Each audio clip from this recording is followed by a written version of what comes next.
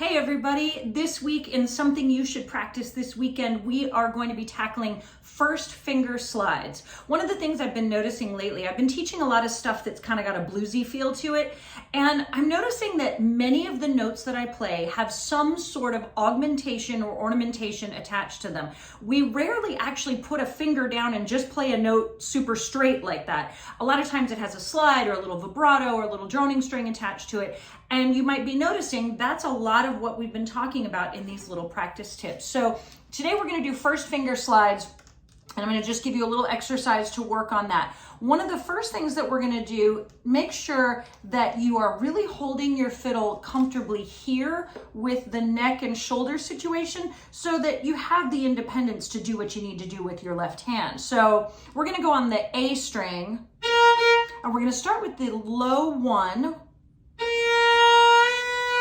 and slide it up to regular one. So let's do that down bow and then up bow.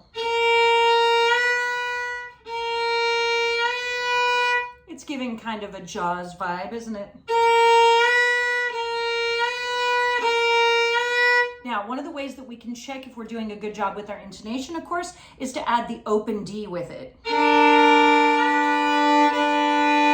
And really listen if you kind of have to turn your head.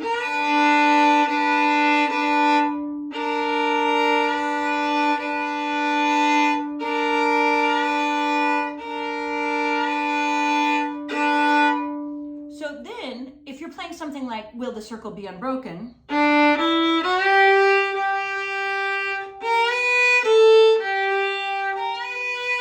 so maybe add that in, just try a little bit of that phrase, add in that first finger slide, and don't forget,